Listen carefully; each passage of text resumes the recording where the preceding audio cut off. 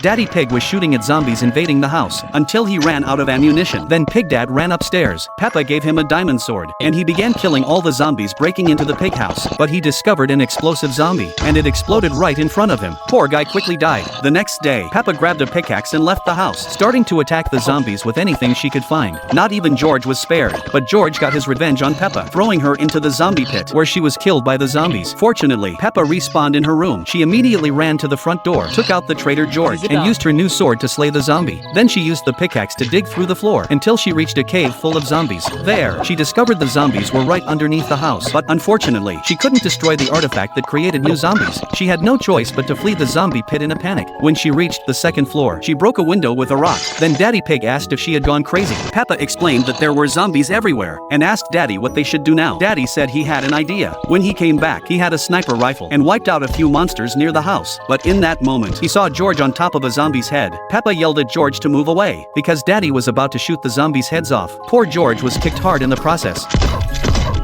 As night fell, it seemed they had a new plan. Peppa dressed up as a zombie and left the house with George. The strategy seemed to work. She reminded George to be careful and avoid provoking the monsters. They managed to get to the place where the zombies were created. Peppa kicked George inside and then followed him in. Now they had to cross a lava pit. Before doing that, they set up a bed and set it as their new spawn point. Then they started crossing the lava, but when they reached the last rock, George couldn't jump and was ultimately swallowed by the lava. Peppa wasn't sad. She actually laughed at her brother's clumsy fall. Luckily, George respawned and jumped across one by one. As soon as she pushed open the door, it was pitch black. She still told George to go ahead. Once inside, they realized the darkness was so thick they couldn't tell where they were. Peppa said they could take off their zombie disguises. Now, they kept going. It was so dark that Peppa decided to use a torch. But at that moment, the unlucky little pig realized they had arrived at the throne of the supreme zombie. Peppa immediately ran, but George was left behind, facing the terrifying zombie alone. Soon, George respawned on the bed and managed to escape. But just then, a giant zombie knocked down the walls and started heading for the entrance. This way, it could leave the cave. Luckily, George successfully destroyed the portal and finally chopped off the monster's head.